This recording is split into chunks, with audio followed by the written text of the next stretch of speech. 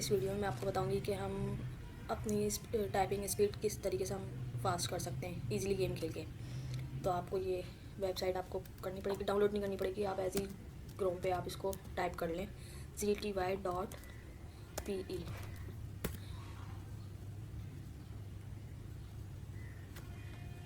ये देखिए game, new game,